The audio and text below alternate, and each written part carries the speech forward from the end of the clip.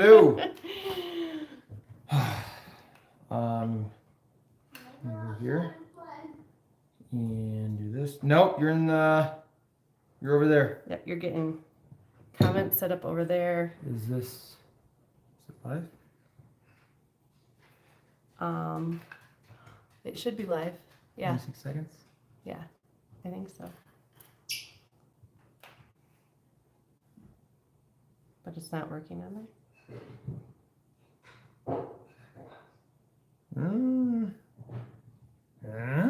It is. We're live. Check. Okay, you went like that and the Yes, camera moves. there's a delay. It's okay. It's okay. Cool. Good. Welcome.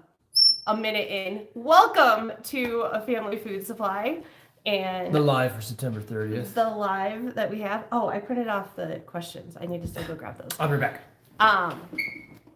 We are, just to kind of give you an idea of how this is going to run today. First thing we're going to do is draw names for the pumpkin package and then the extra pumpkin spice, probably apple spice, pumpkin spice seasoning. We're going to get those winners. And then we are going to, I think, jump right into questions. I had originally kind of separated it out, but it probably did. Yeah. I got it. You got to collate manually apparently. And with regards to the questions, I've kind of categorized things starting with really like bulk food storage and the Azure specific questions at the beginning, and then kind of phasing into some gardening questions, personal questions, and homeschooling questions. The end of this video is going to be very homeschool heavy, so if that's your interested, then stick around or fast forward. I'm going to try and get some bookmarks put in place once we're done with this. I don't know if it'll let me for the live or not, but I'll try. Hold me to that. She'll try. I'll forget. We'll do that.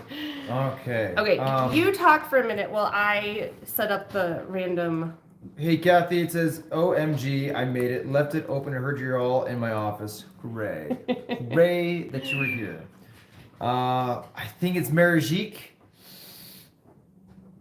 I didn't look into that, didn't study that. I'm sorry. Welcome back and hello from the Netherlands. We were just doing a homeschool study on Vikings and learning about Leif the Lucky, Leif Erikson, Eric the Red, his dad, and all that. Fascinating information, story. So learning about all of that. That's interesting. I think that's kind of where the Netherlands is, maybe. And it looks like your husband just got C. So we are going to pray and hope that there's a speedy recovery. We, I think, got a form of the C back in June. That was not fun. That took us out for like a month. Yeah. That was awful. Like I would say 2 weeks sick, 2 weeks to recover. Recover. Brain fog and extreme fatigue. The fatigue. I don't remember the brain fog. That's not a joke. Seriously? I'm kidding. Okay. Yeah, sorry, that was a joke. I remember I lost like 9-10 pounds just because it was rough. So I lived off of chicken broth. I was so thankful that you were able to make me chicken broth before you went down. Yeah. Let's see what else. So I don't know. The dog's kind of going crazy. So okay. He's all fired up. So the way that we're gonna do this giveaway is I'm gonna start by doing a random number generator to pick if it's gonna be video 1 or video 2. So I'm gonna click the generate, and it is video number 2. So I'm gonna go to video number 2, and then I do 1. I generate a number, and it is 49. So I'm sorted by order. You can go ahead and talk again for a few minutes while I count 49. I'm sorry, what? I was reading. Well, I said you can go ahead and chat. Keep talking. Well, I count up to number 49. I don't know why we got COVID finally. It was the timing was impeccably odd. Almost 2 years after COVID hit, and we were around it a lot. I don't know if there was just some element of fatigue that brought us down. And then we got better, and then you got pregnant. And I don't think there was much of a break between COVID and pregnancy. So, Donna says hi. What's up, Donna? We have a winner. Uh-oh. Healing Fibers Ooh. is our winner. Crowd went wild. And I am going to just... Winner of what? Winner of the pumpkin package. Cheer the pumpkin package. Here's the pumpkin package. Right here. Okay. Okay, so we actually have the pumpkin package like almost ready to go in the box because the maple package I was really slow about sending out because it was more complicated to ship than what I had expected. Quit banging the table. The camera's going crazy. I'm sorry. So that's the pumpkin pie spice. 3 cans of pumpkin puree. And the book. So, yes. Well, Donna, that was back in June when we got sick. I think we're well over it now. I think it took me about 2 months before I really felt like my strength returned. I remember I went out to the garage and I grabbed like a bag of dog food and I said, "Wow, that's heavy. That's unreasonably heavy." So, and yeah, I'm not sure. So, and then Kathy says, "Woohoo! Congratulations, Kathy, you're so sweet. Thank you for being so encouraging to people." So, and then Chrissy's working on the winner for the spice mix as well. Darn. Let me know in the comments. Do the flies stick around till snow or whatever? Because I feel like the flies How long? went away. Like how long? How late into the season? We usually have flies into December. Yeah,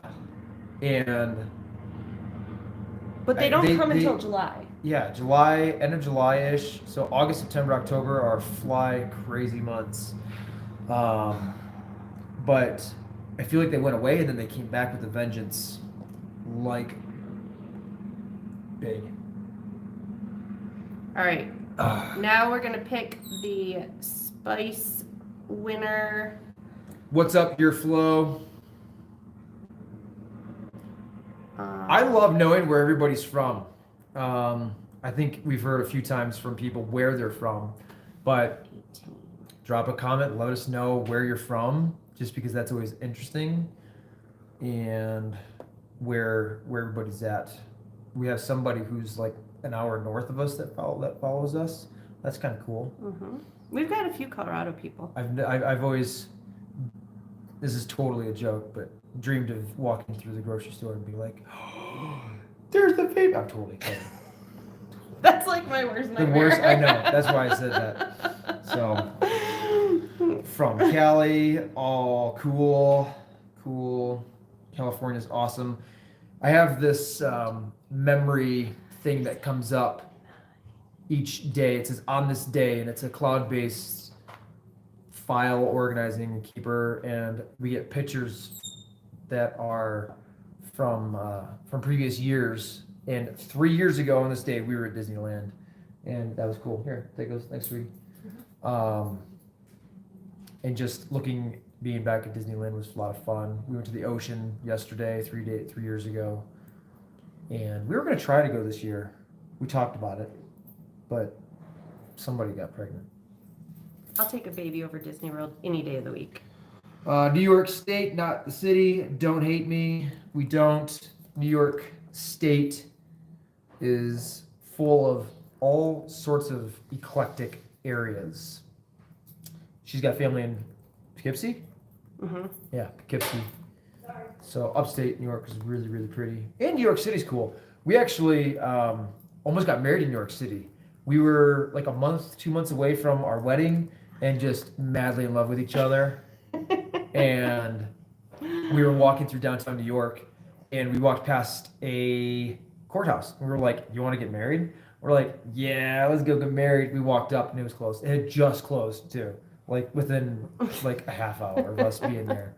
And we're like, "Oh, I guess we're not getting married today." And we took a train into New York City and a train out of New York City. Actually, it was July because it was July 4th because I remember we went to New York City because we wanted to see the fireworks, but we just got tired and we took the train back upstate New York and we got to see probably a dozen different fireworks shows. That was really cool. All right, I have a winner for the pumpkin pie spice seasoning. Pumpkin pie Spice seasoning mix. Yes. Say that 10 times fast. Pumpkin pie. And it is Sally. And Sally, you said you're going to be here. So I'm curious if you're here with us live to hear that you won. If not, I'm commenting on your post right now with information on how to send us your address. Congrats, Sally. Very Yes. cool. Enjoy. Yes, we try not to go to LA too often. Upstate California is very pretty. It seems like upstate of most states is pretty. Upstate Michigan, gorgeous. York, gorgeous. West Virginia, oh man.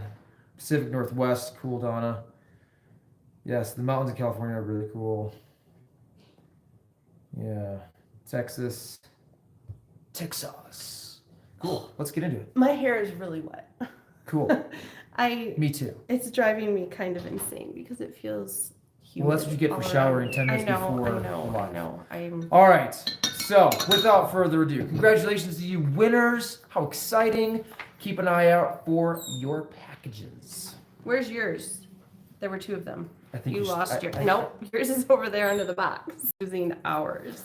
All right, we're going to try to pronounce names correctly. Forgive us if they're butchered, but I'm pretty sure that's Sharon Fricano.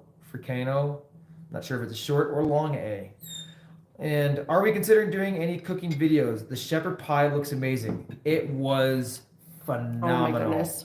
I think I had. Harbor has it dialed in. I think I had half of it that night. I remember you kept asking me, like, "Did you eat it all today?" I ate a lot of it. That was so good. But I need to put out a disclaimer. It technically is not a shepherd's pie. Yeah. It is a cottage pie. It is made with ground beef. We're hoping to get some lamb this year. Lambs are supposed to be here. But she can't find a processor. And so I don't know if we're going to get lamb or not. Looks like we might be doing some butchering. Butcher a lamb. I'm not ready for that this year. So, are we considering doing any cooking videos? Short answer? Yes. Okay, there's been so many requests for cooking videos and cookbooks and all of that. And here's the thing. I am the type of person where if we're going to do something, I'm like, it has to be 100%. And I'm trying to kind of fall away from that nature. And so we've talked about this a lot. Yeah.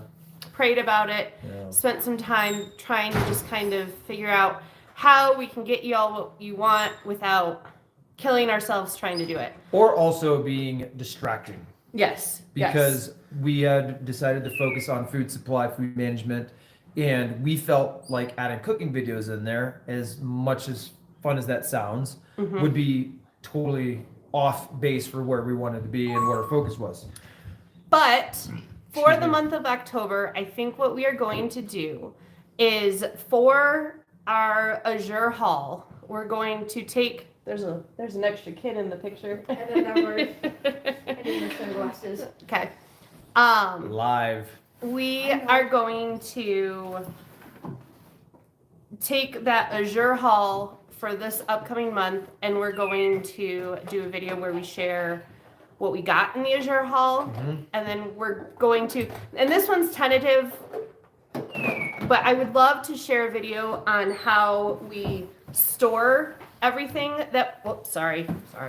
Camera shaking, kids rummaging through their stuff. It's not distracting at all. Video number All right, 2. seriously, stop. Get out of here. No, stop. Get. Video number 2 will be how we stored what we got in that Azure haul. And then video probably number 3 and 4 will be how we used what we got in that Azure haul. And what we've kind of come up with is a collection of more like seasonal. When I do a meal plan, I try and do a meal plan for a quarter, and so it's very Weather driven. weather. It is. Our meals definitely change. Nobody with the wants to eat season. chili in July. And so we, except for on the days that it snows in July here, then it's totally okay. And I think that we're focusing in on the fall type foods, but also kind of honing in on using those foods that we buy in bulk, as opposed to just kind of Whipping going something too together. far off track. I've taken into account all of the requests that we have received in the comments. I'm still really far behind on replying to all the comments. You won't let me reply. You get us in trouble. But so kind of looking at, what we're getting in this Azure haul, and then what's appropriate for the season, and what people have requested to kind of see. And with that, we will probably also be putting together a October menu pack. Right now I'm looking at 4 breakfast, 4 lunch, 4 dinner recipes, but then most of what we make is from scratch. And so, for example, the tuna fish sandwich is going to include the homemade bread and the homemade mayo and Fresh caught tuna. no. The pickled jalapenos. There's a lot that kind of goes into that. So that's why we're talking about splitting it up into 2 videos, because it's like one thing could be menu, one recipe is actually a handful of different things. Yeah. Video. So that's what we're kind of looking at. So you can look for that at the end of October.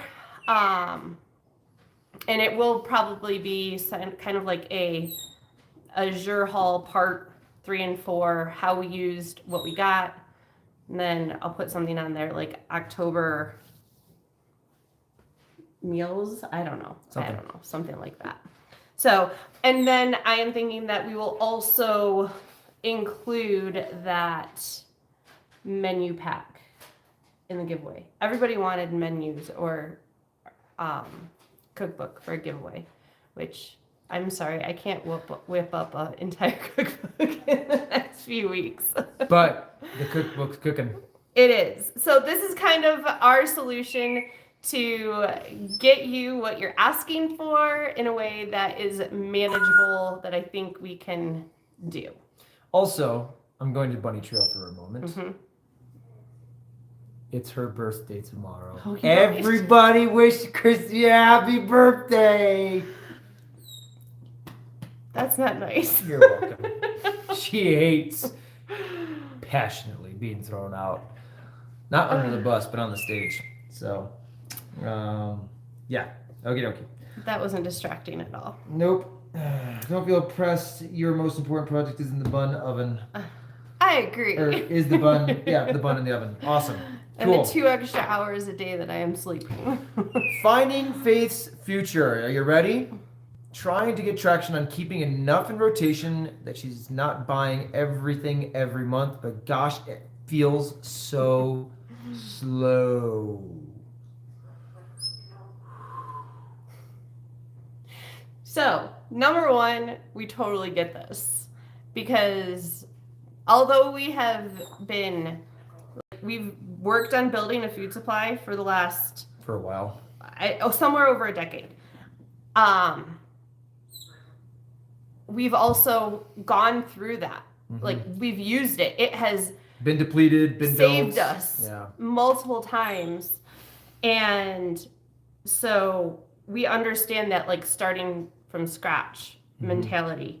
And the problem right now is that with the inflation and food prices, it's like you're getting less food for You're your getting on both original sides. budget, and it's Yeah. just it's like you're trying to get more, but you're actually getting less, and so it's hard. It is a hard time to get started.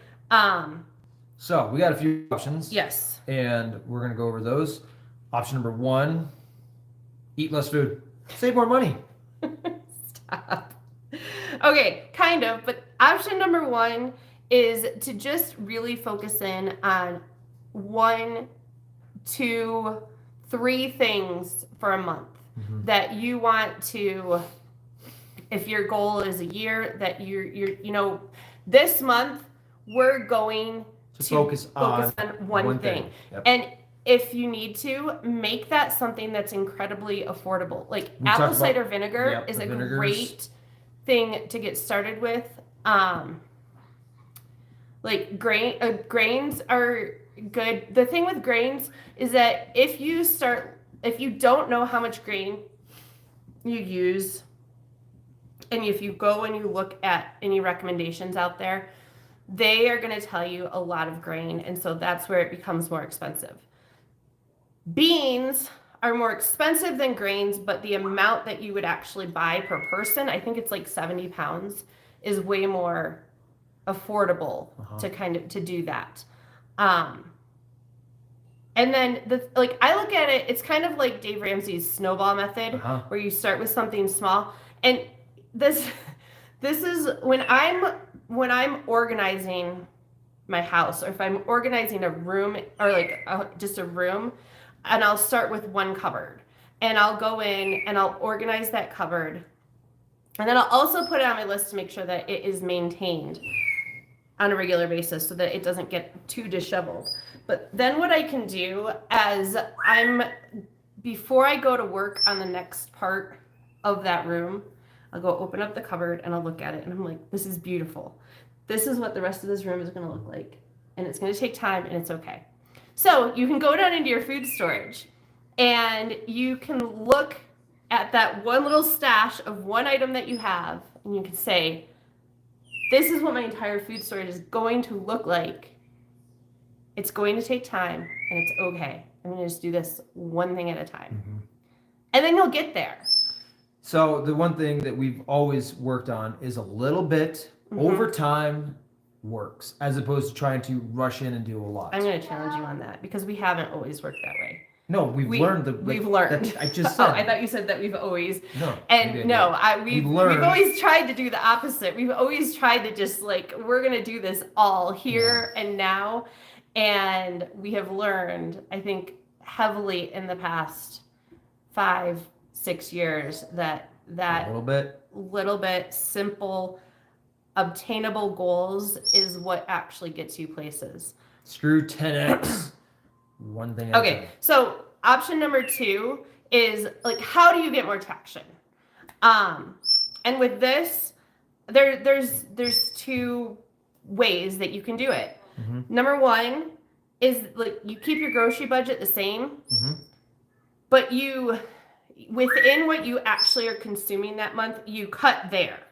And so what you said earlier is you eat less food, but not really eat less food, but be more intentional about eating foods less expensive food. Yeah, so rice and beans, baby.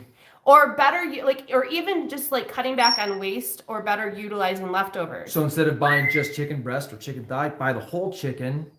And use it for multiple meals. You can use that whole chicken. You can save this. You can save the bones, and turn that into some chicken broth. That's a good, healthy protein, collagen-filled, delicious stuff. But then option number 2 is to up your grocery budget and cut expenses elsewhere. And this is, I know it can be easier said than done. And I don't recommend cutting all entertainment or vacations or everything and just being family, we're done. We're going to eat good. because that can be like total culture shock. Mhm. But if it's something that you work up to slowly, we've been prioritizing food for Up to a last- long time. Last few years. And we have, like, when we started moving to the raw foods, or not raw foods, raw dairy, Whole Foods. pasture raised, organic, everything.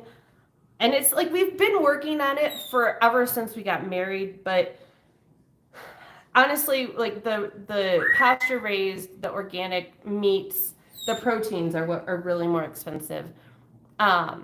We're committed enough to our food that we spend far more on food than we do on our housing. Mhm. And we buy very used vehicles and like it's something that we've prioritized. Oh, yeah, kind of like building wealth, like what Dave says. Don't go out and buy a brand new car. I mean, we bought the family's van. I mean, that was 12 years old when we bought it, and very used, high miles, but it runs great, and we just take it easy But on the it. van before that was The van before that was fun. And like my car is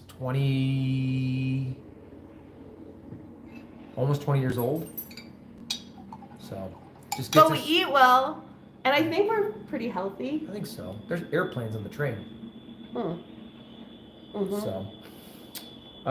So to sum up how to gain traction, prioritize the food, work one thing at a time, baby steps, invest as much as you can into that as possible, and make it fun. This doesn't have to be this really daunting type.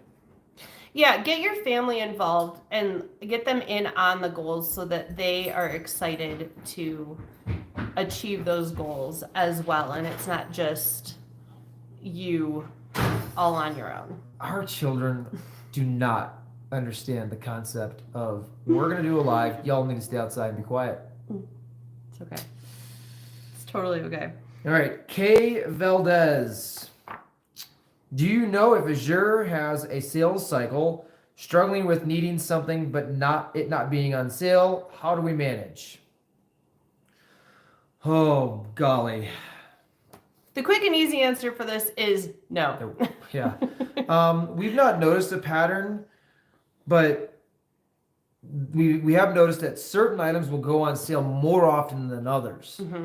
Rice cakes. Like the Lunenburg brand specifically Yeah. is like, I think it's actually not on sale this month, or it wasn't on That's- sale last month or something.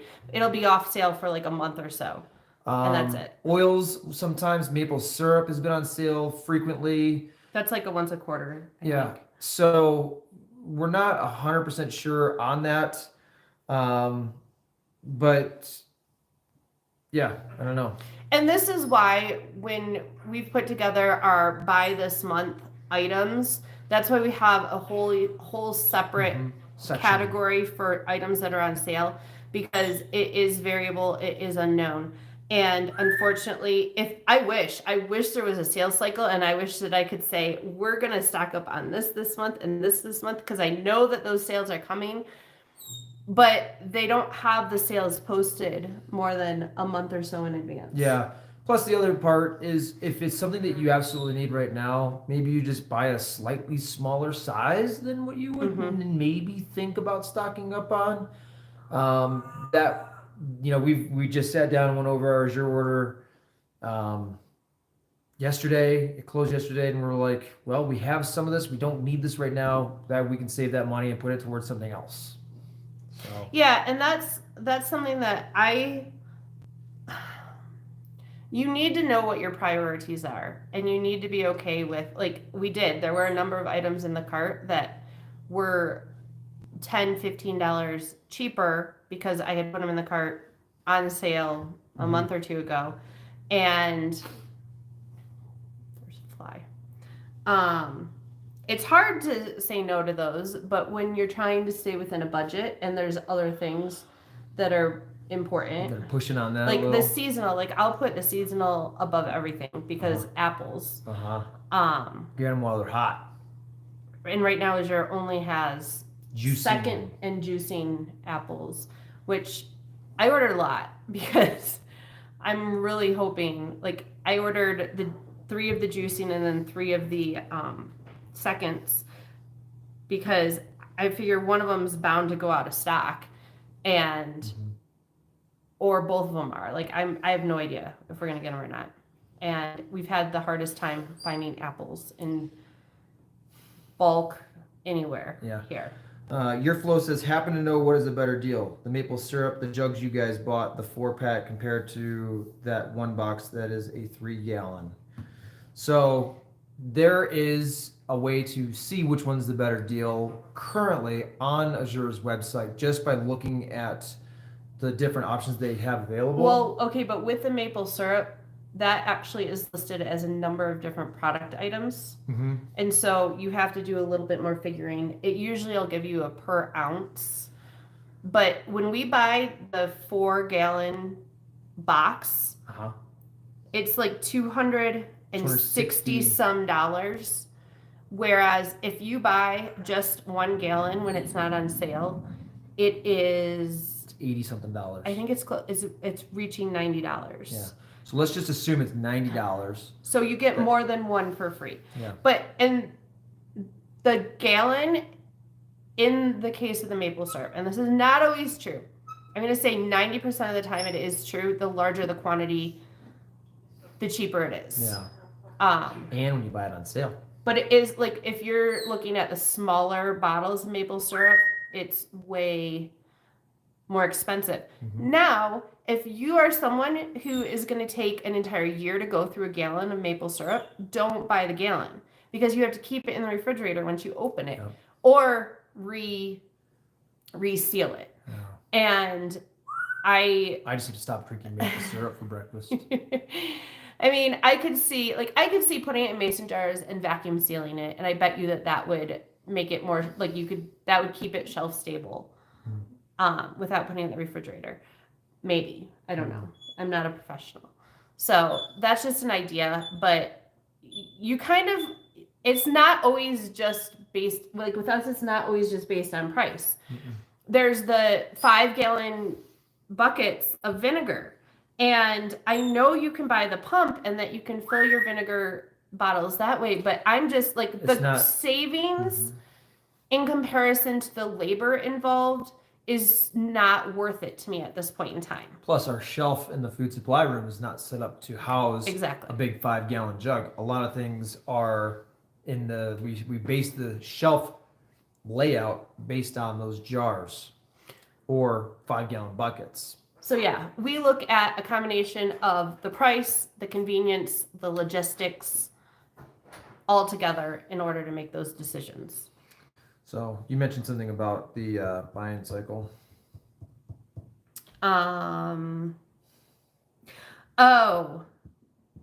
So when it comes to trying to figure out like what's on sale, when's it going to be on sale, what we really recommend is that, like, if you're getting to that point where you do have a few months worth of food, then you do have a little bit more margin. And as you get farther, if you have a whole year worth of food, you have the ability to kind of move around based on sales and say, oh, this is on sale, I'm going to buy this now, and I'm going to push off this that I was going to buy this month till next month.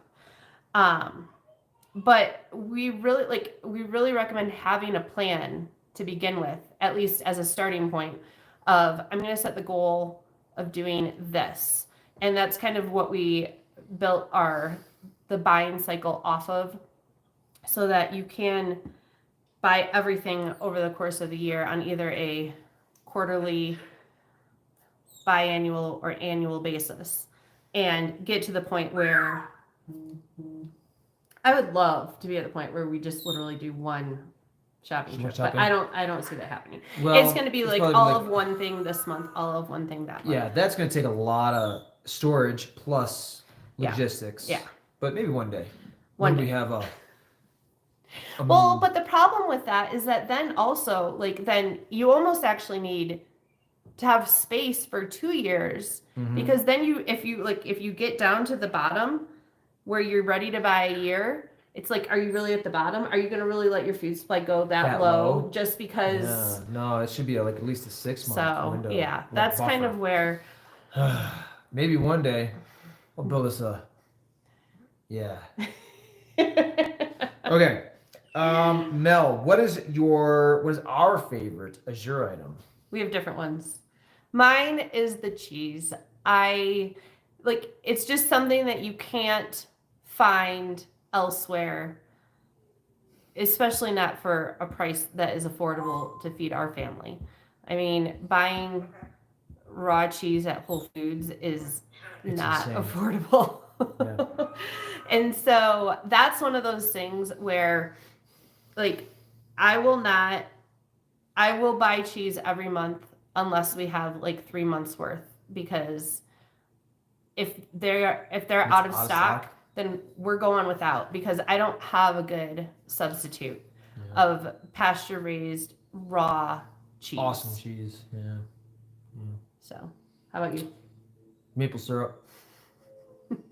Shocking. It always comes back to the maple syrup. I'm the reason why we have so many jars. Oh, the kids love the maple syrup too. Yeah. And I'm going to say, like, Harbor, I know that Harbor loves the grains from Azure. I know that Grayson loves his ginger. Mm-hmm. And Asher, I would say cabbage.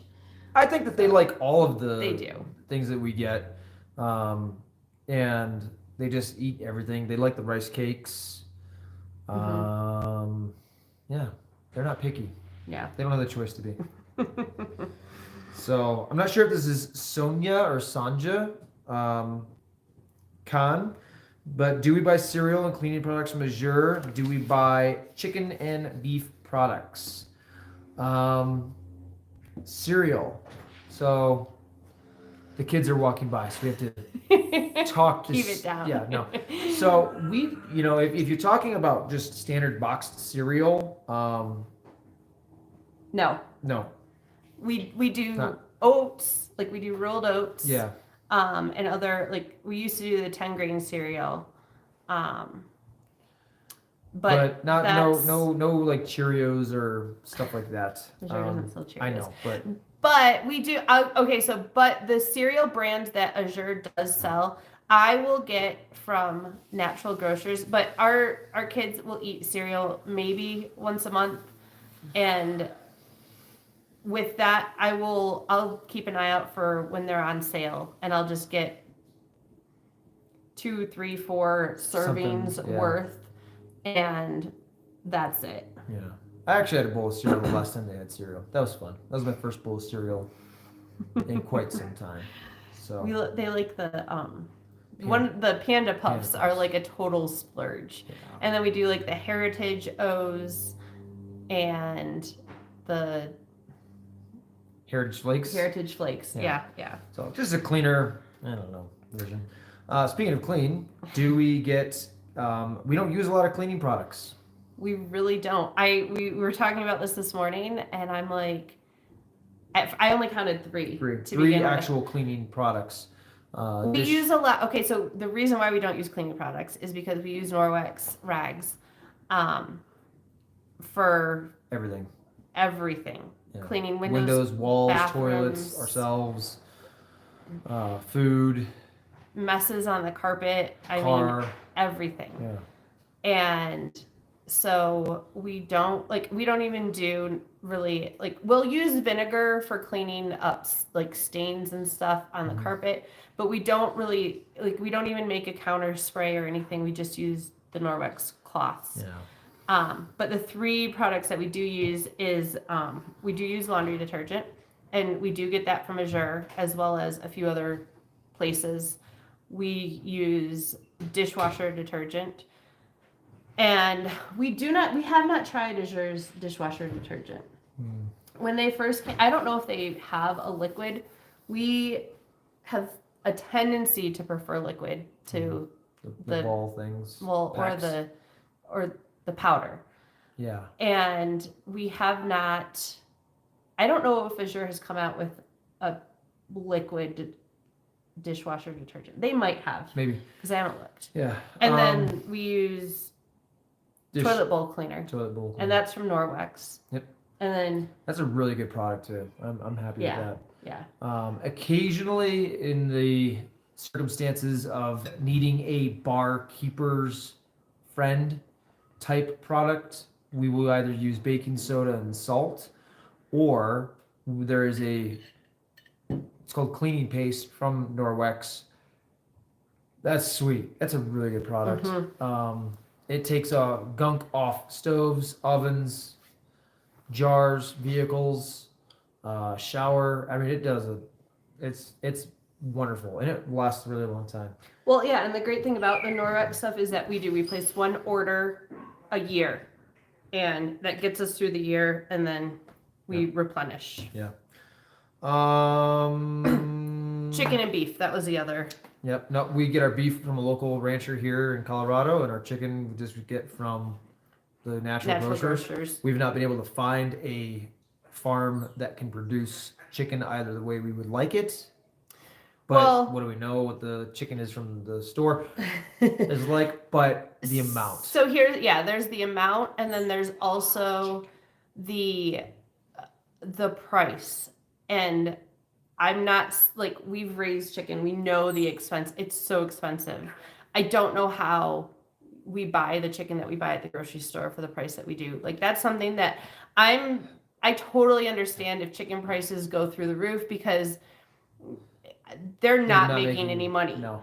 I mean, you can, like, local birds here are about $30 for a small bird. Like, I'm talking small bird, where we get the Mary's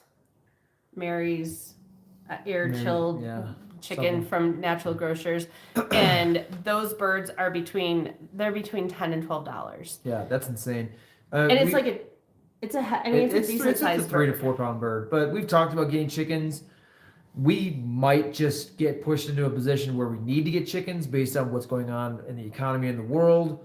If that's the case, we will gladly take on that responsibility, and it'll be a great experience for the kids. I know that with the labor force we have here in the house, We can do it. we got it. So, Kathy says my mind is blown at how expensive cheese is becoming. Right. Merjik, dairy indeed is very pricey. Also, the European style butter. We're just talking about the difference between regular butter and European style butter. If you know, and she wrote that comment, and I'm like, I have no idea what European style butter is, and she's like, it's what you have in the video. I'm No. like, yeah, it is, isn't it? Butter. Don't. Oops. I know the kind that we buy from Azure, and I know the kind that we make with our raw milk or raw cream in a jar. Yeah. So your flow says don't get the dishwasher detergent from Azure. I made the mistake.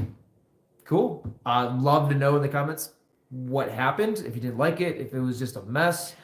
Okay, then I want to know what kind of dishwasher detergent you use and love, because Better for Life, is that what we get? I think so. It's like a white bottle and it's got a red label on it. Yeah, I like that. And one. I get it through Subscribe and Save is the best price that I've been able to find on it. And that combined with, I got some of the doTERRA pods. Yeah, those are okay. And then the Melaleuca brand dishwasher detergent. That's good. So, all right. Mickey. No. Nope. Nope. Cobb fam. Cool. For someone just starting to order from Azure, what is the number one cookbook they should order? No, number one book. Oh, number one book they should order. There's possible concerns about access to the internet in the future. Don't know what kind of crazy world you live in where you might be concerned about internet access or good viable intel provided to you from the internet, or any sense of censoring out there in the world. Give me a second. I'm getting. She's looking for the book. There's a kind of two-part question to that. I think. Oh no, that's just the one question for that. So, your flow says, "It made all the dishes in my dishwasher look dirty, scummy. Tried multiple times. Same thing keeps happening. So going back to powder. Powder what? Not sure. Dishwasher detergent. Yeah, but what kind? Like Oh. what brand? I don't know. I can't find it. Can't find the other one? Yeah. I'm sorry. Okay. my Number fault. one book that I would recommend from Azure is Nourishing Traditions. Like if you had to pick one book, Hold on, I think I know where it is. Keep talking. is it over there? I think it is. Who piles stuff over there on my I don't pile? know. Yep. Oh. So, Nourishing Traditions. I'm gonna hold And it. there's also Me. there's nourishing bone broth, nourishing kids food, like there's a handful of different ones. The Nourishing Traditions kind of covers everything, and I believe that it is the best. What are you reading? I was reading the back. I believe it's one of the best when it comes to recipes and just like traditional ways of cooking. And then number two, I would say any of these backyard homestead books. Again, there's a couple, like there's different ones. I think there's the backyard homestead and then kitchen know-how. And I think there's like a garden one and there's a livestock one. So like if you are looking for reference type books, I think that like as far as like getting the most bang for your buck and covering a lot of different categories inside of one book, then I would definitely go with these.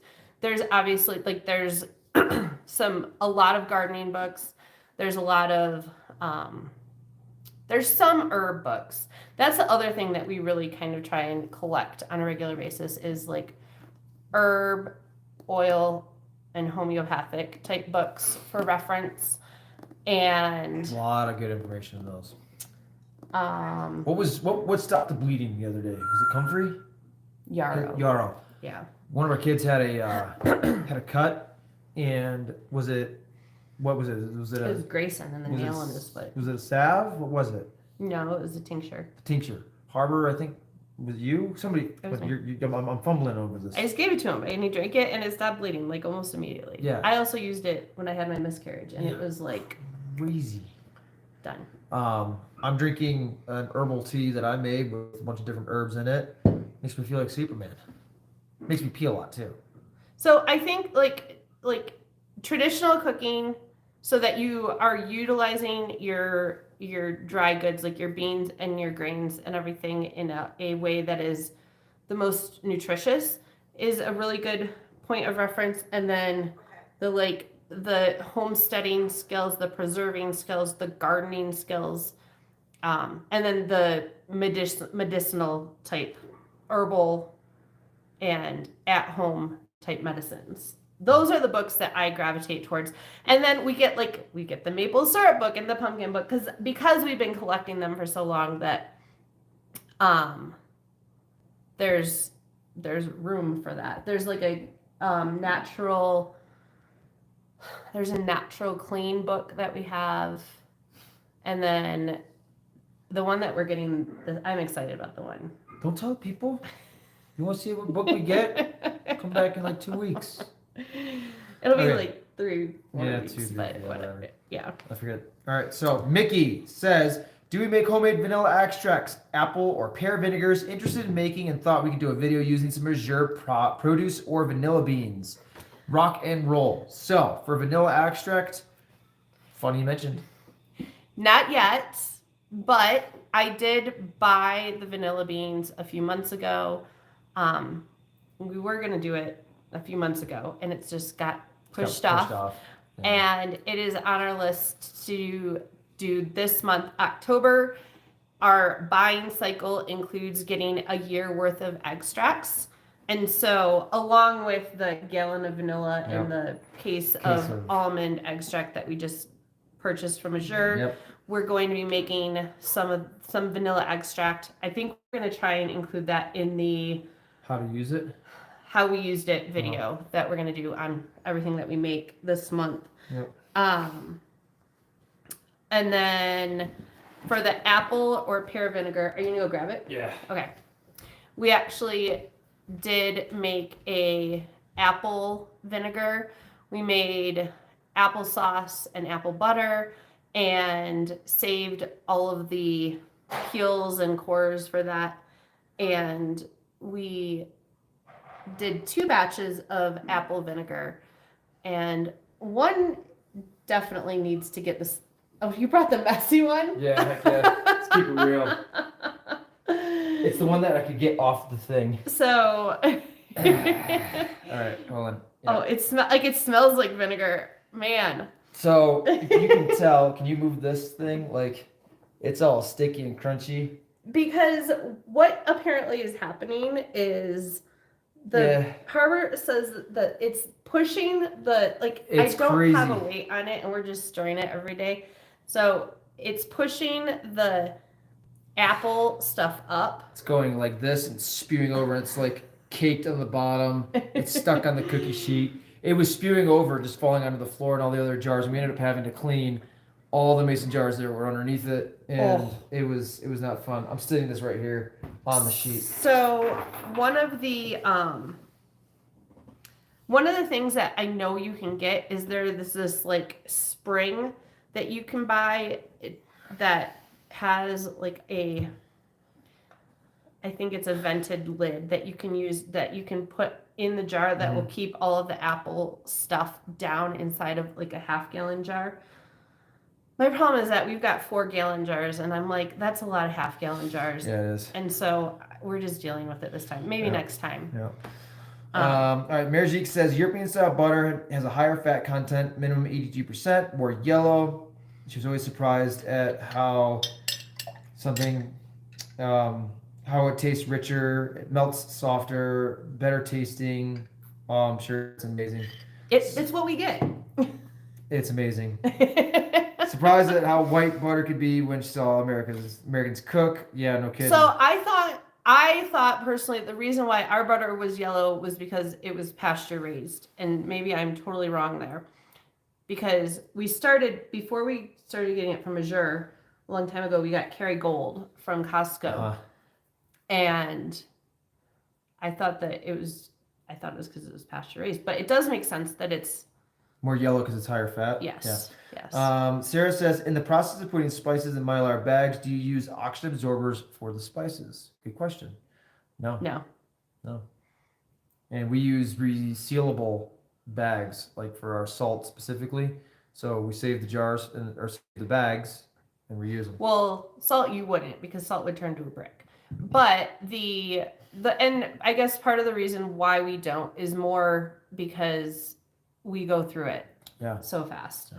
And so if you're trying to hold on to spices for years, I'm guessing that doing an oxygen absorber would work, because if I were storing something for a long time in a jar, I would vacuum seal it. Yeah.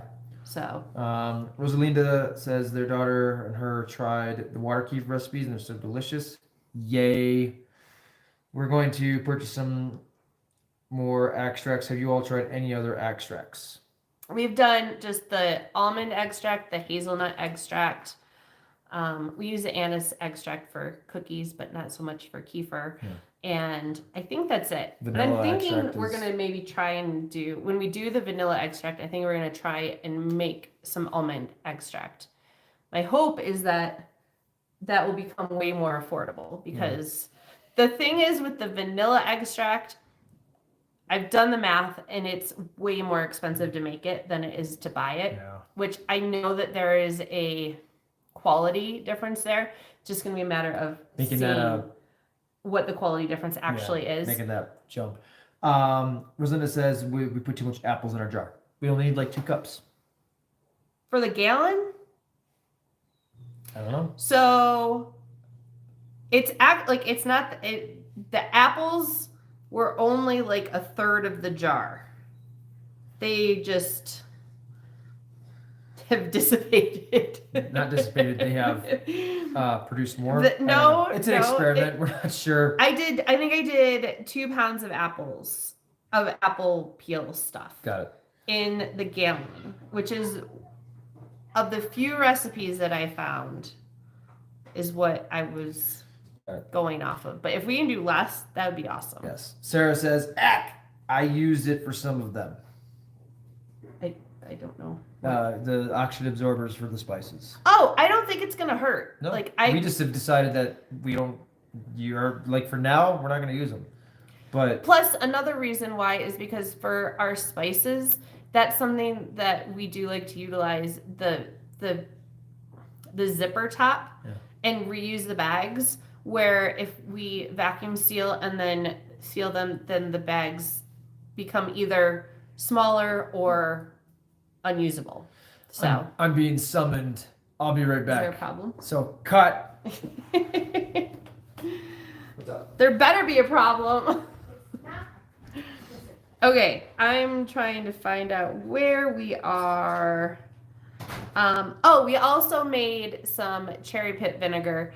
This was not like a make from scratch, throw sugar and water and vinegar starter in there, but this was more of we took the cherry pits and poured apple cider vinegar over some of them and then white wine vinegar over some more of them. And we're going to use those in a salad dressing, or we can use it for all kinds of stuff. But we did those back in July, I think, August. I don't know, whenever we had cherries.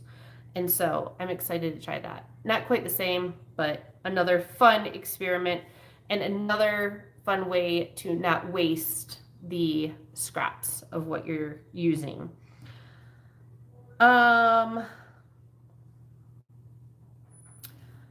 Let's see here. We're moving on to gardening questions. So Tanya McNamara, or McNamara, I have no idea. I'm sorry. I'm really bad at pronouncing names. Is everything okay? Yeah, it's fine. Okay. Asked if we have a big garden or just mostly order our fruits and vegetables from Azure. I'm going to say we are learning to garden. Yeah, gardening in Colorado is tricky. We started 3 years ago. Like, we've gardened in the past. And I think my garden at the Lake Gulch house was rad. Like, I have no idea how that Yeah, we had one, like 10, 12 years beginner's ago. luck. We had a garden one year, we threw some stuff on there, watered it, and it was just like. And so 3 years ago, we started it way late, right when we moved in, and it was, we had a really early snow, and it was okay. It was okay. Last year, we came to the conclusion that it's best to do kind of one thing at a time. And so last year I focused on tomatoes. And last year our tomatoes did really well. We get tomatoes. And this year we focused on peppers. Now, this doesn't mean that that's the only thing that we grew. We grew some other stuff. Yeah, we grew some zucchinis and some cucumbers and stuff. And our zucchini and our beans did not do great. I kind of thought that those were things that I didn't really have to focus on and that they would just do. But they didn't. But anyway, this year our tomatoes, we had what were they, like hopping beetles or something? I don't know. We had some kind of bug that was awful. But our peppers did great, and we had like a 30 huge, enormous success with our cucumbers. Yeah, like 30, 40 pounds came out of there, if not more. That was the peppers a huge did good. blessing. We had some really tasty poblanos. We had probably 15 cups. And that's the only way I know how to measure it, of the jalapenos. We pickled those. We had a lot of jalapenos. Those were delicious. But so here, like, this is one of those things where it's so easy to get caught up in that I need to do it all mindset. Yeah. And like for the gardening, when you try and do it all, it's easy to fail at everything. Whereas if you just kind of focus on one thing at a time and take it slow, it actually kind of gives you some room for growth and improvement, I feel like. And again, it's not like you can't plant anything else, but it's more of like, I'm going to plant that and I'm not going to be too concerned. If it fails, it fails. That was not my focus, and that's okay. But it's also easy to think to yourself that, I'm not going to preserve because I'm not producing it in my garden. And I actually think that it's better to, like, if gardening is not something that you are currently an expert at, then I don't think you ever become an expert at gardening. You just learn for the rest of your life.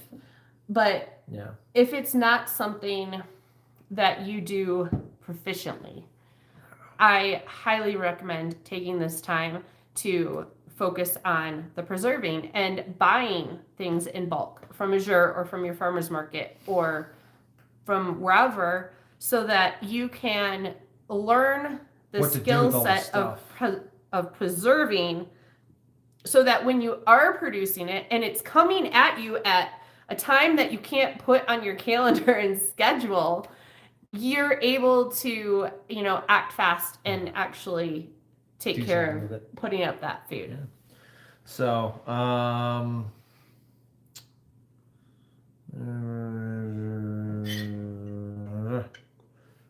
you said Tony.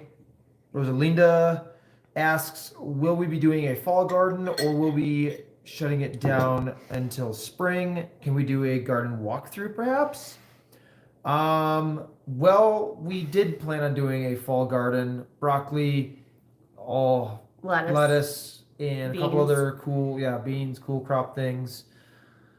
But I got pregnant. She got knocked up and it slows everything down.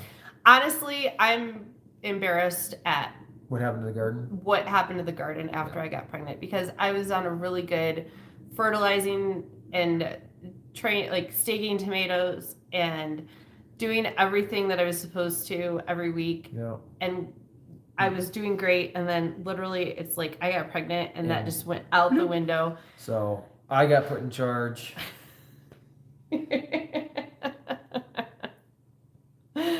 And that's how that went. And so I'm going to probably say no to the garden walkthrough, unless you want to walk through of us just ripping everything out Demo. and talk about how great it was at one point in time. No, but the issue is that we really just I got really discouraged because of the bugs, because we didn't want to do any sort of The bugs on the tomatoes were still. Yeah, we got a decent. We had enough tomatoes for eating, but not anything. But I was out there with like a shop vac on, and I told the kids, I'm like, here's a shop vac, I'll pay you, take care of it. Nobody took me up on it. And and then the deer started coming, and that's okay. Honestly, the one thing that we have a problem with the deer is our strawberries. Yeah, they really. We need to get like those netting tents that go over the strawberries, because I don't know why. Yeah. We have shade cloth over our lettuce. So I think that protects that. That worked really good. Yeah. What's up, Grayson? Yo. I need to come deal with Okay. Let's see. We did the garden through next year. Will we continue out? Yes. Chrissy says we will do a fall garden next year. Yes, we will. Tiredness is not a joke. Life happens. Be kind to yourself. What is that a joke? Being pregnant. Oh. The tiredness. Yeah. KVG. And being. Cat TV says hello. Yo.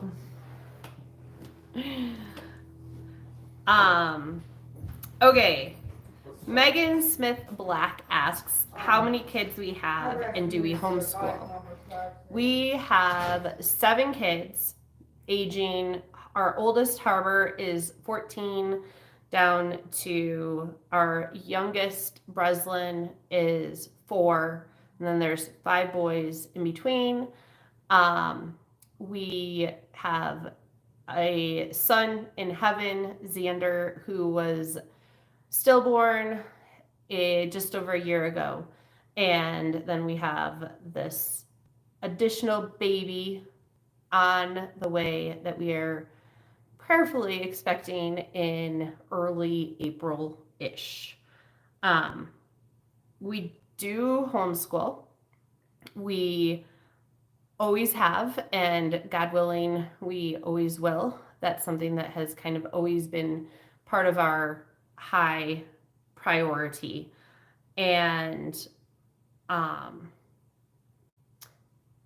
when we started homeschooling, it was this common thought of, you really need to consider if God is calling you to homeschool. And from when we started to now, I'm going to even say when we started, I really think that that's the wrong mindset. And I know that there's a lot of people that are going to disagree with me because some large percentage of U.S. children are in school of some sort. But I really think that it should be the opposite. I think that homeschool should be the default. I think we would live in a very different country if homeschool was the default, and that we really had to prayerfully examine if and why we're sending our children to school, and why God would want us to do that. Because I'm not saying that it's not good for anybody. I think that God definitely uses those situations for good in a lot of situations. But I also think that the fact that it is the default is a huge concern, and it's a huge I don't know. It's steering the direction of this country in a way that we don't like to see. So that's that. So Beth S. asks what our favorite curriculum is to homeschool with. And this is where I'm going to actually just lay it all out there. I sat down this morning and I wrote out all of the different things that we use. And it is a hodgepodge. And so it is kind of a fairly long list. So if you don't homeschool, then you can tune off right now, because this is going to be all about homeschooling for the rest of the video. First off, I want to say that the list that I'm going to go through, it's going to sound like a lot, but we don't do everything at once. We actually kind of follow more of we're going to focus on one thing at a time. I separate our school year out into 6 terms, and we do not do history and science in the same term. So I take our history for the year and I break it out into 3 terms, and I take the science for the year and I break that out into 3 terms. There's also a lot of things that I consider optional. We're on the homeschool topic. Are we done with all the questions? Yeah, we're on the last one. Cool. And so right now, we're kind of more in bare bones mode of homeschooling. And as soon as I get a little bit more energy, we'll just pick back up. And when we do pick back up, it'll be we're going to add in one thing this week, and next week, as long as it's all going well, we're going to add in another and whatnot. I have our year we kind of homeschool year round. I have it separated into 8-week terms that includes 6 weeks worth of stuff. And so we can either go 6 weeks on, 2 weeks off. We can go 3 weeks on, 1 week. I leave a lot of flexibility, so that I used to sit there and assign out every assignment for the entire year, and you have to keep track and you have to keep up and this and that and the other, and that's crazy. It's totally crazy, at least in my family. We had shop the other day. The boys learned how to change oil. Lots of life learning. I mean, we really do a lot of just hands-on walking our kids through stuff. I think we spend so much time just talking them through everything. And they've been doing the lemonade stand out Yep. On the main trail behind our house. So they're learning business, task management, finance, commitments, people skills, all of that, and teamwork.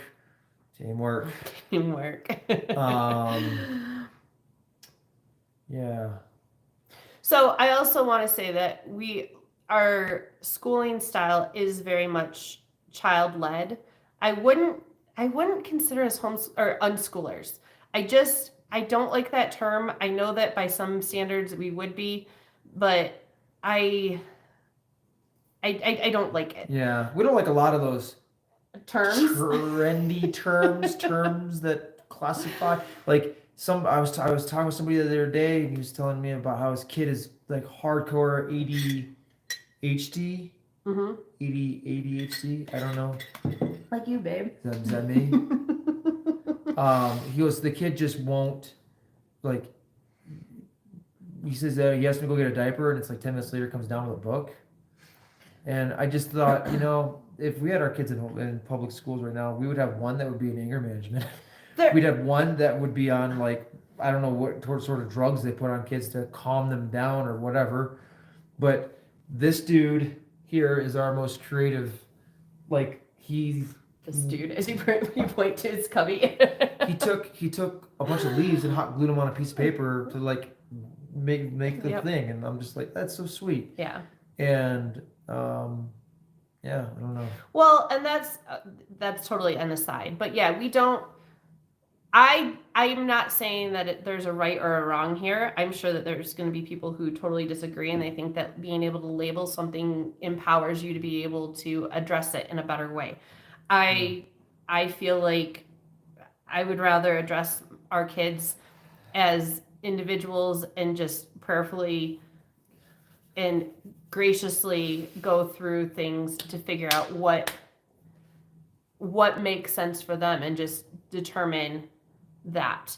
Like, and I mean, there's one in particular, and multiple actually, that like you could put the term strong-willed on, and I don't know how much that helps, because I feel like it allows you, it can, again, not for everybody, but it can allow you to make excuses. It can allow you to have this preconceived thought where maybe you're because of that labeling, you're going to actually hold them back in the long run. Yeah, as opposed to being able to just, this is who they are and this is what works for them and whatnot. So student-led, we want them to desire knowledge, and so we do encourage them in ways that they're most interested in. We've got some that love math, that are like just, they whiz through their math. We have some who really enjoy reading, who will just ferociously devour books. Yeah. And rather than really pushing them in one direction or another, we do our best to kind of, like, there's a balance. We want to encourage you in this area that you love. But like, as they get a little bit older, like one of our kids, he's like, I don't like English. I'm like, okay, you don't have to do English. Nope. If you don't want to do English, that's totally okay. But let's talk about this. Let's talk about what the results are going to be. Yep. If you can't do this, if you can't spell, if you can't read well, if you can't write, if you can't understand and comprehend this stuff, then how will you own a business? How are you going to move forward in this? Yeah. And then it turns into this, I need to do this. To. I want to do this. And then it's like they take ownership for that.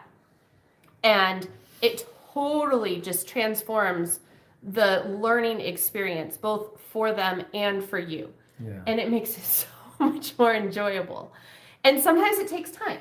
Yeah. Sometimes it's like, yes, I still don't want to. And it's like, okay, let's revisit this in a month or two and see how that's going. And so that's like, the way that I look at it is that we want to be very gentle with the way that we're pushing them. And I kind of look at it as like molding clay, as opposed to like molding clothes, as opposed to like chiseling stone. Yeah. Because they're talking to a mason. They're fragile. And if if you're not strategic about it, you can you can break off a chunk on accident. So we also, so I guess I already covered that. We using the conversations and logic to kind of help them want to work towards that. So now into the actual curriculum. Again, I've got, for family studies, I have 10, 12, 13 different topics that I kind of plan for. Some of them take 5 minutes a day. Some of them are things that we don't work on through the entire term, but then 1 week we'll kind of focus in on it. So for Bible, we use Bible study for all ages. It is a 4-year curriculum and we don't use it fully.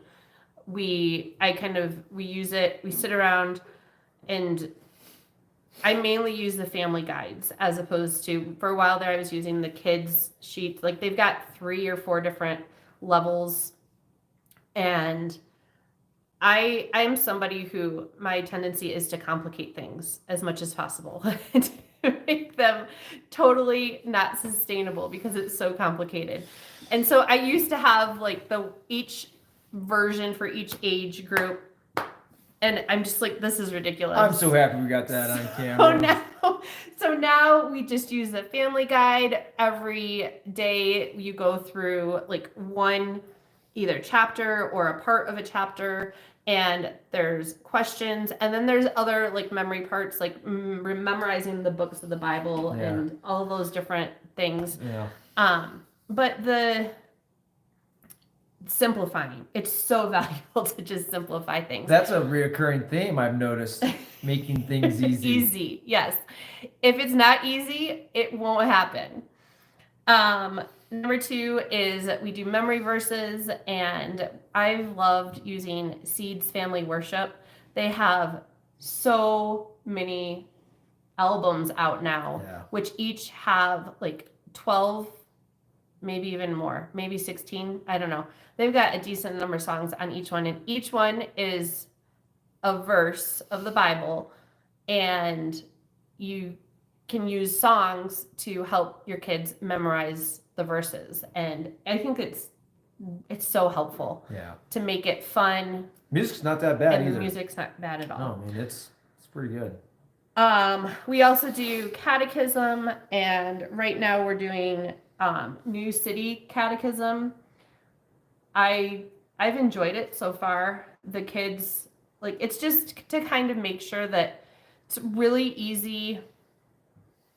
Our personal beliefs are very just, I would say, like Bible, just very basically Bible based. Like, Jesus died for our sins. He rose from the dead. Because of his sacrifice, we're going to heaven. Like, it's simple. Yeah. And we're all evil. With that, though, I think that it's easy to miss some of the logical, like some of the, I don't know, some of the, I don't want our kids to miss anything, because I remember when I became a Christian and somebody, like when I was helping out volunteering in youth ministry, and I was asked the question, why are you going to heaven? I grew up Catholic, and I believe that the reason, and I'm going to say I was not necessarily fully properly educated in the Catholicism point of view, because I don't even know if this would be the right answer, but I gave this answer of like, well, because I don't think I'm that bad of a person, and say bless you. I let people merge in on traffic. I think my heart's good and all of that, and I look at that now and I'm like, oh my goodness. And they let me into that youth ministry. What on earth did they take me? I was so wrong. And so there's there's stuff like that where I don't want our kids to miss like these basic things that are so simple, but they're so they're so easy that it's easy to miss, you know? So that's why we do catechism. Your flow says more homeschooling videos, please. Well, we've talked about doing a homeschooling channel because homeschooling doesn't belong on food supply management. Yes. And maybe one day. We're just going to jam it all into this one. You can ask any homeschooling questions you want for the live videos. Yeah. I can't add a separate homeschooling video right now. No. Let's see here. What's next? Character. We also try and focus on character traits again, just to kind of cover our bases. Big wooden paddle. But again, not necessarily to focus on the behavior, but to dive in and dig deep and get to the heart. Yeah. That's something where The internal combustion chamber. the behavior is It's all driven from that. It's all driven from the heart. And so a lot of times, we'll get into a situation where it was, oh, well, he hurt me, and we'll get back over to the other side of the equation and be like, okay, well, what was the motive behind it? Was it an accident? Was it intentional? And one of the kids will say something like, I don't want to do this because of whatever reason. And Christy's always asking, she's like, well, what's the heart behind that? Are they really trying to be defiant towards you, or is there a legitimate reason why they don't want to do something? Opening up a stream of communication between you and your kid and having that relationship so they can talk to you and you can understand them instead of just rah, rah, rah. Because I got that t-shirt in like 4, 5, 6 colors. Okay, so for characters, I don't have something that I use solely. We've got what's it called? Character trails is like the young stuff that I kind of started with. We have there's some Simply Charlotte Mason the rails. I can't remember. It's about like train tracks. Oh, there's a book that we have called Hero Tales that indexes these missionary stories based on character traits. And so that's kind of a really good starting point. And then I'll use the YWAM books that kind of focus on different character traits. And so that's a really major hodgepodge. Yeah. But reading stories that kind of share that character trait. We did one of I can't remember what it's called. No. It might be Confessions. No, I can't remember. We did an actual character trait study. Backyard boxing. That was decent. That builds character, right? On sibling relationships. Really? I think it's My Brother's Keeper. I can't remember who it's through. That sounds. That was good. I'd probably do another one of those and continue to just kind of hodgepodge together. So then we have Worldview. And this is something that I just added in this year. And again, I feel like there's so much that we can miss, and I don't necessarily want to fall into that. Like, I do trust that God will provide us with all of the opportunities to teach our children everything that they need to know. And so I don't necessarily get stressed out about that. But Worldview is something that I feel like we grew up in a way that was different from what we want. Like, I grew up with a different worldview than what I want our kids to have. And I don't know if I am necessarily even mature enough in my worldview. For example, this whole thing about the Indians. Yes, the Indian, Yeah. like that.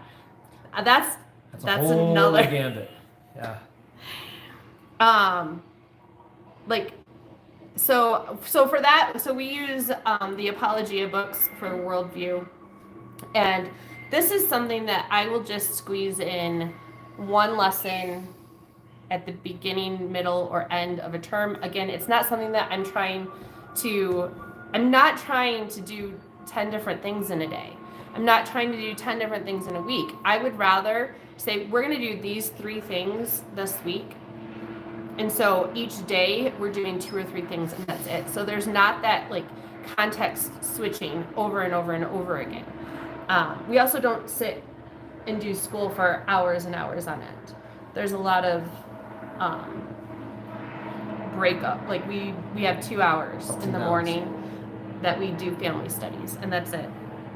So geography is something else that we do. Again, this is like, we'll take either one day a week sometimes, or we'll take like a whole week out of the term and focus on geography. And I go back and forth between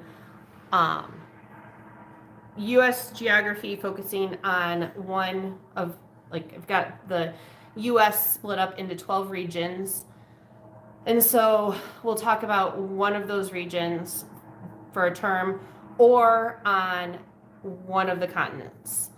And so basically each year we're covering, the goal is to cover everything in a 4-year cycle. Mm-hmm. I pull from the classical style of teaching with, I really like that 4-year cycle where you kind of cover everything that you want to in a 4-year cycle, and then you repeat it, and then you repeat it, and then they've got 3 times that they've gone through it by the time they're done with high school.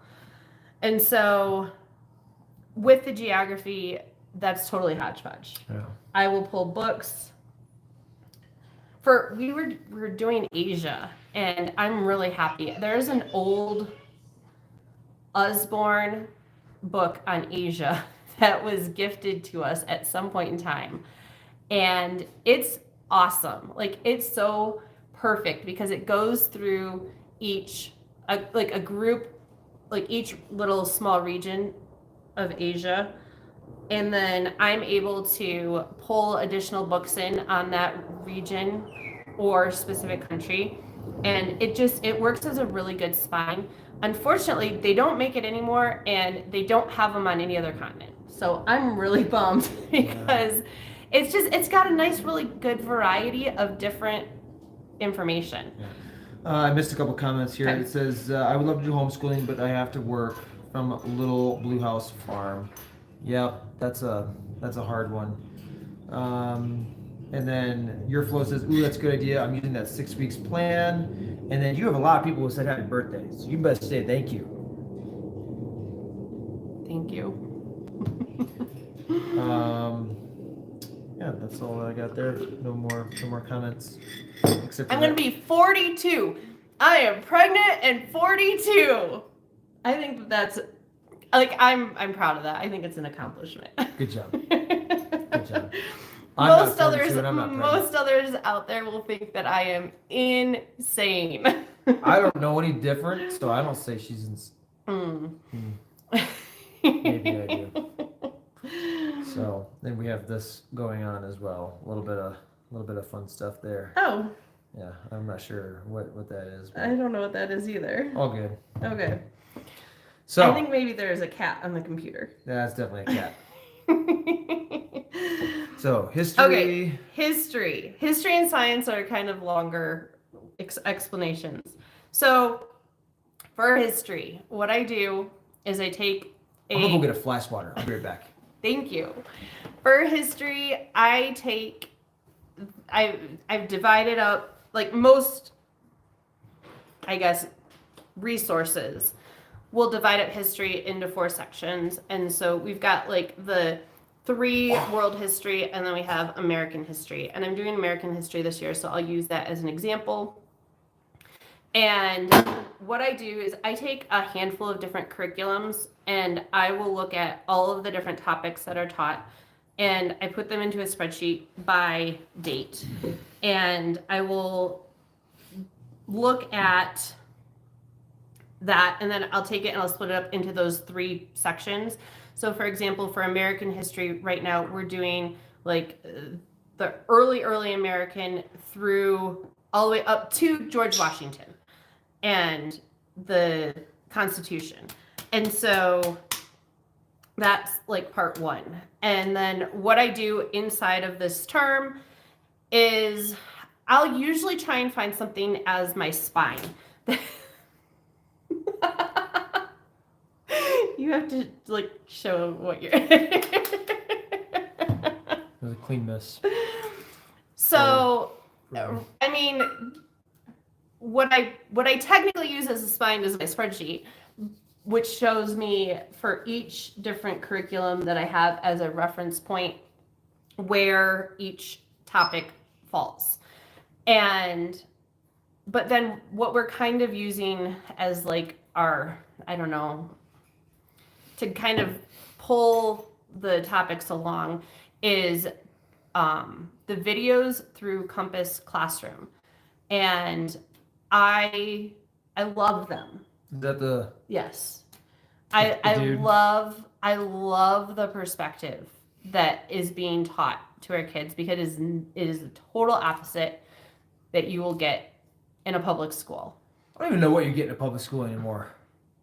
Well, I don't either because I'm not there, but I know it's worse than what we got. And I know that what we got It was bad. was not like I love it. I can't tell you how much I love it. Yeah. It's so great. The fly swatters are working. Because it also teaches the concept that, you know what? History is not a science. It is not like set in stone. What you hear about this person could be totally skewed because of XYZ. It's all about agendas. It's totally skewed by who's telling the story. And that you need to understand, like, you need to look beyond that, and you need to see like what's behind what is being taught, as opposed to just looking at okay, you're being distracted with fly swatters. Just as a really good example of history, just go ask your kids what happened, why there was marker on the wall. You'll get two completely different stories of what happened in history. Yes, so true. So And then with that, do you want to? no, go Okay, for it. okay. With that, I'll add in a lot of real books, and we'll read it after lunch. We'll read in the evening. There's a fighter jet flying by. Oh, there they are. those boys are on. We live just north of the Air Force Academy. We have flyovers So. often. I wonder if that was Tom Cruise. That guy was Definitely low and fast. So, And then I'll do biographies and or historical fiction books for our older kids that can read independently. And like so like, for example, right now I gave Harbor the YWAM Christopher Columbus book. And then I gave Grayson and Lyndon the who was Christopher Columbus, and then who was Leif Erikson. And we read books that are kind of a variety of perspectives. I don't want my kids to be taught in a way that, you know, I only want you to learn what we want you to think. yeah.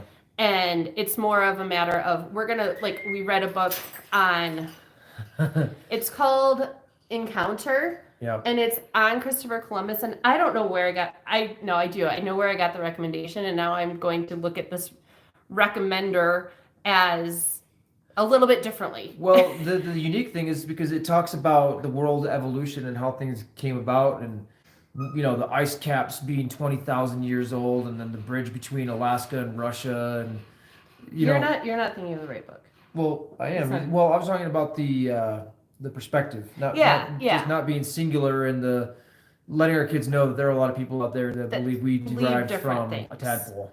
And having those conversations with our kids now about, you know, what do you think about this? We're going to read you a book that we totally disagree with. What y'all think of that? What do you think? And then talking through that with them to kind of help them have a level of discernment that I don't think you get when you're taught, you know, in school, it's black and white, Yeah. because it's not. coming back. They're coming back.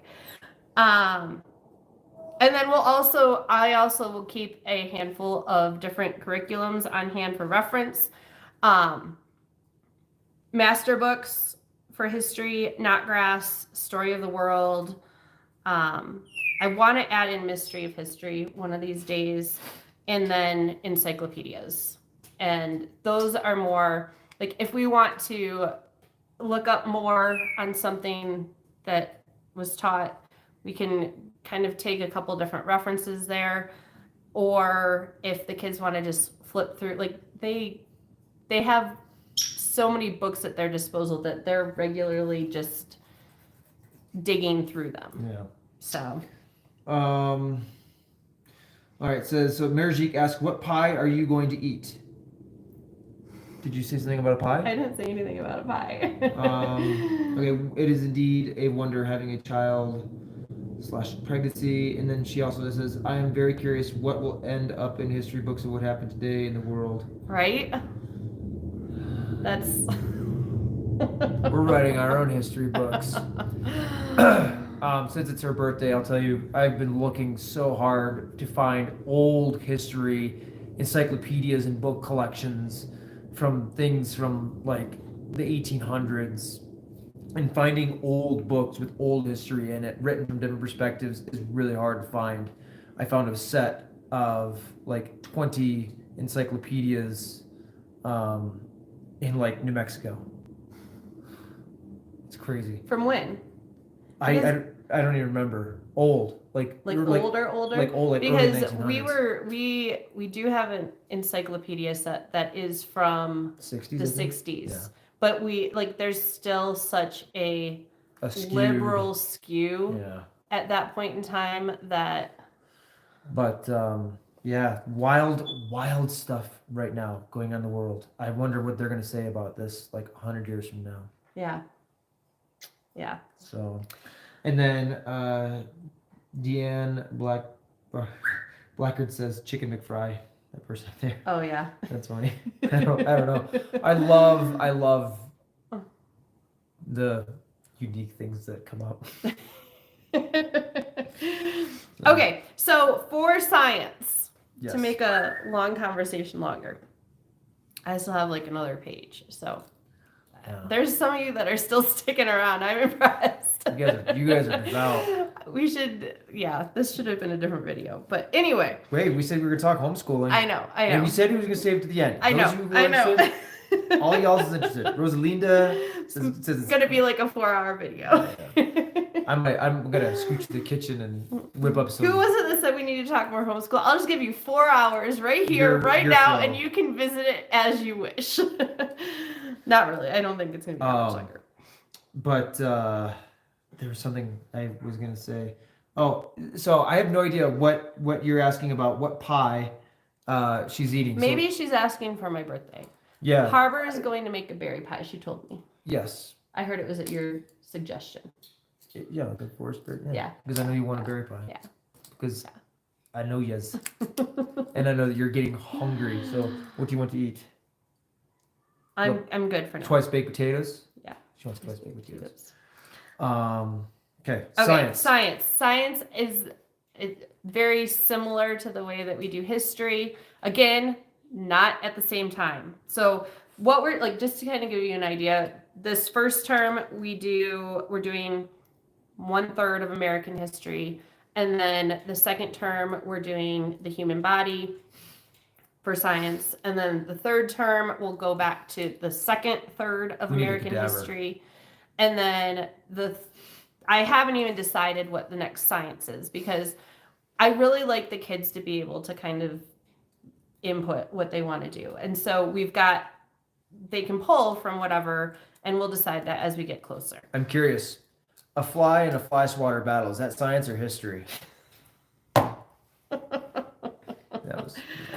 Oh, babe.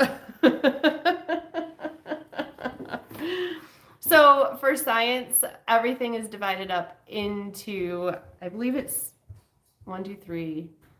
It's not 16. It's 3, 6. It's 12. It's 12 topics because we do 3 each year for 4 years. And again, I kind of use God's design as a spine for that. At least that's how I divide all of the I grab my topics, because God's design is split up into 4 years, and each year has 3 subsections. They used to sell them separately. I don't think, since it's become part of master books, I think they're all in one book now, which kind of bums me out. I've got one that I still need to get, that I'm going to have to find used somewhere. But the other thing that we actually really love for science is Science Shepherd. That is another video curriculum. We last year did the astronomy course through them. And again, just the Christian and biblical perspective, where everything's kind of being taught from a perspective of, this is what the world thinks. This is what we're going to teach you. And this is the difference. Like, this is drawing that connection of why we believe what we believe, and using biblical reference as evidence, using scientific evidence as proof of why this makes more sense. And so I think that, it's not just, it doesn't ignore what the majority of the world teaches. And I really appreciate that, because I think that it helps our kids understand that earlier, as opposed to, being taught one thing and then getting out into the world and being like, what? Really? People believe that? So Science Shepherd, again, lots of real books. I mentioned that we spend more on food than we do on housing.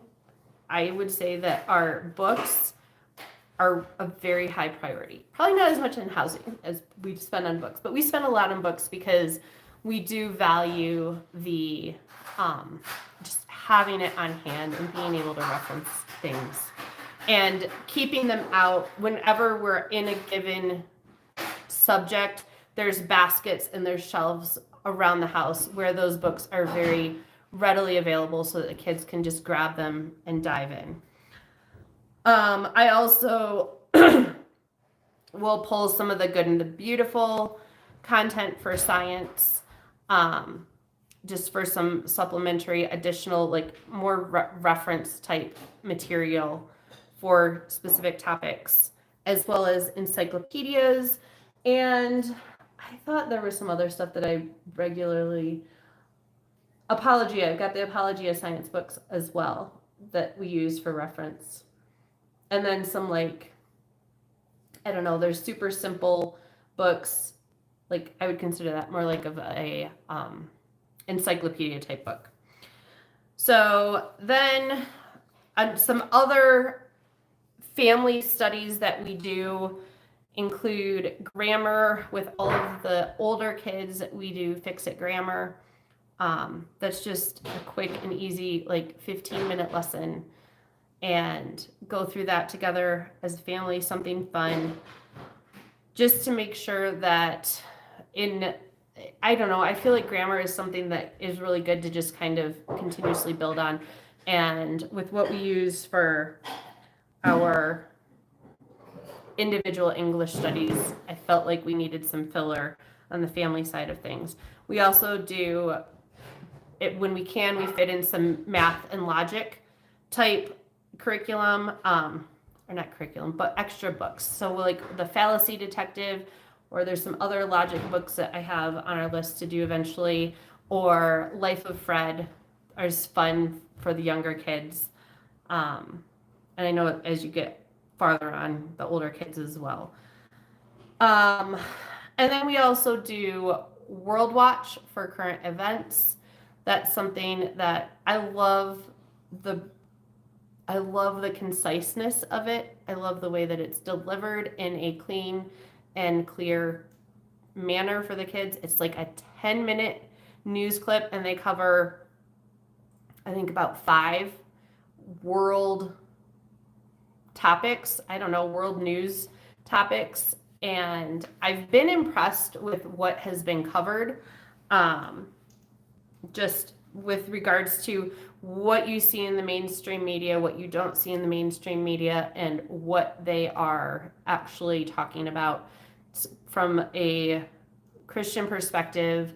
And our kids enjoy it. Like, that's the best part. They turn it on every morning at breakfast and they love it.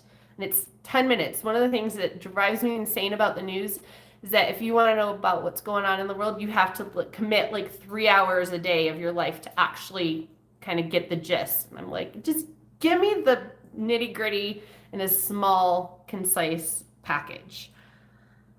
And then I've got extra. We will try to do in each term-ish, I'll try and do a hymn study, a artist study, a poet study, and a musician study. And I will generally start with the little booklets that Simply Charlotte Mason has, and then we will add in additional books for each of those. So like we did Leonardo da Vinci last, and we had started with the story from like the little booklet from Simply Charlotte Mason. And then I got a handful of books that we went through over time. That's one that's really good to do like at the beginning of do the basis of it at the beginning of the term, and then just leave the books out during the term, and then the kids can look at them whenever they want. And then we have got the frame TV, so I will put I do a lot of different things on it, but I'll do like the Leonardo da Vinci paintings up there every once in a while to kind of bring those front of mind. And then I'm going to throw in nature study because I believe that it's important, but I'm also going to say that it does not really require much of any doing or planning. And that what we do, I keep a handful of nature guides on hand, different nature books, and we just spend a lot of time outside. When I'm not sleeping 2 extra hours a day, we generally go on walks every single day after lunch on the trail back behind our house. And then we do, the kids are just outside daily. And then we do hikes as a family, sometimes weekly, not right now, sometimes monthly, I don't know. And then the kids also have there's an app on our phones. It's called the Seek app, where you can take a picture of any plant, animal, bug. I don't think it does rocks, but it'll do its best to tell you what it is. And so our kids are constantly observing things in nature and coming in to learn more about it, whether it be from the nature study books or looking it up online or in the Seek app or whatever.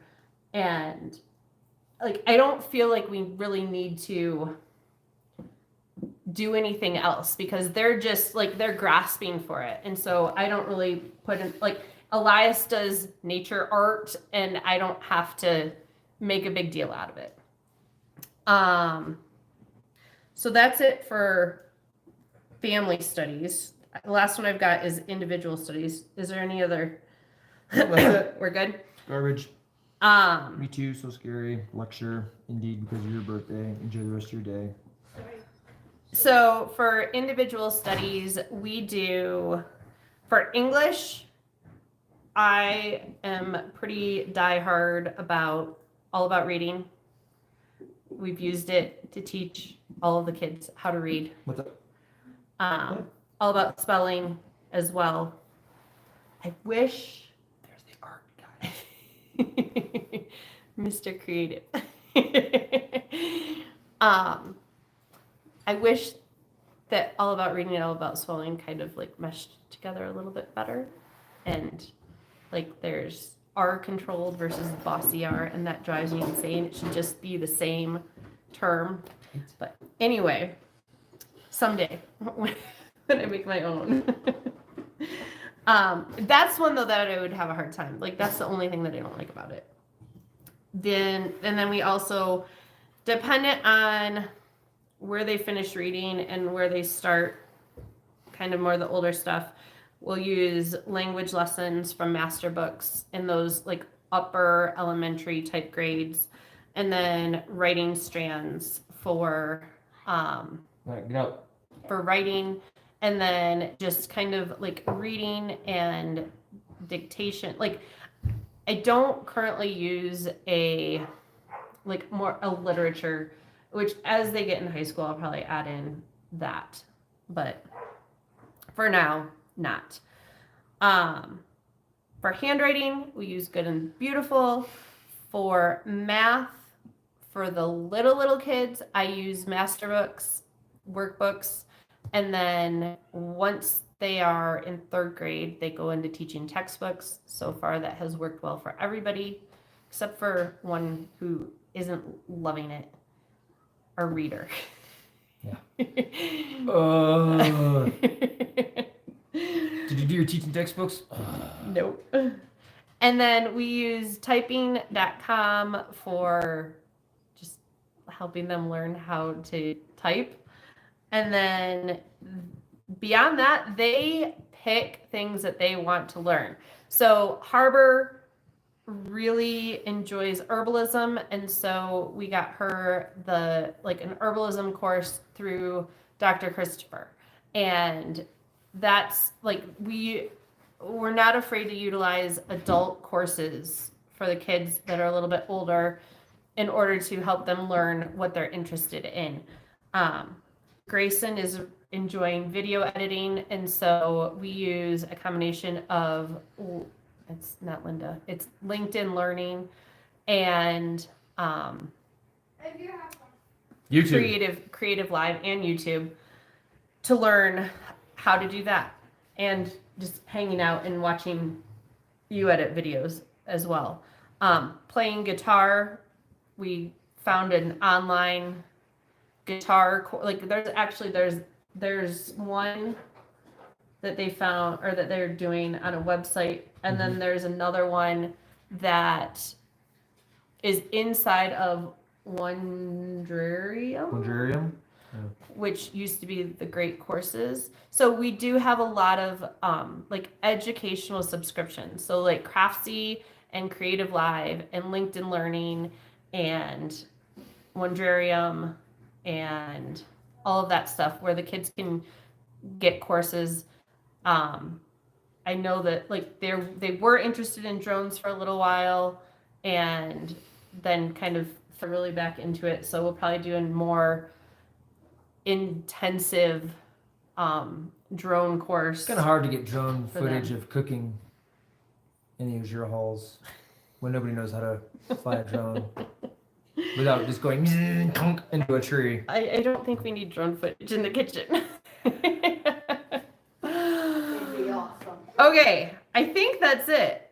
So, yeah. Of the few of you who are still here, good job. So I'm gonna jump on this and make sure there's no other questions. Hi, I'm late. I had to go pick up my milk. I will definitely watch the replay. Hi, Mel. Hi, Mel. The last half of the video is all about homeschooling. Yeah. Rock and roll. Well, thanks for joining us on our almost 2-hour long live. Oh, here, I'll fill up the last few minutes. I'm going to share what we are going to be giving away next month. This is a really hard decision. I want to thank everyone who took the time to share ideas for the next giveaway, because there's some great ideas in there. I'm so excited. I love doing the giveaways. It's like my favorite part of this. And I think like one of my love languages is definitely gift giving. And so I just it fits works. me. Yeah. And so it was a really hard decision because of so many good ideas, but I'm thankful that we're just going to do it every month. and there's plenty of time to do them all. Unless the world ends. So we talked about doing something Thanksgiving related. But I feel like we talked about the fact that Thanksgiving feels personal. Yeah, it's Like- pretty personal. I don't know I why. mean, turkey and potatoes, yeah, but how you do your turkey, how you do your potatoes, what pies, yes, plural, to make. So with that, we decided to go with the immune boosting package. And so we are going to be doing, it's the fire cider book, some elderberries, some Garlic. elderberry seasoning mix, the way that we make our elderberry syrup. We're going to put together some pre-made bags Maybe some sunshine. where you can make your own elderberry syrup, and some honey and some apple cider vinegar and anything else cool With the mother. that I Garlic. can think of to throw in there. Garlic. Do we really want to ship garlic? Garlic.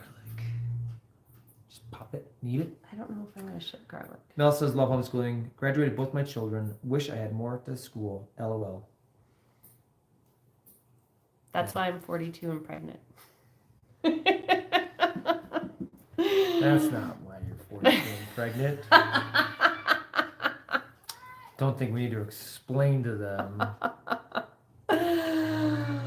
Oh. Ah, All right. cool. I'm going to go. She's going to go. All right. We're going to celebrate her birthday, his birthday, and then you can't see Yeah. it. The other dude 4 over there birthdays. in 2 weeks. Yes. So we will see you on the next video, which will be Next week. next week. It'll be by this month for October. It'll be the next video. Awesome. Cool. We need to film. And you need to edit. Bye.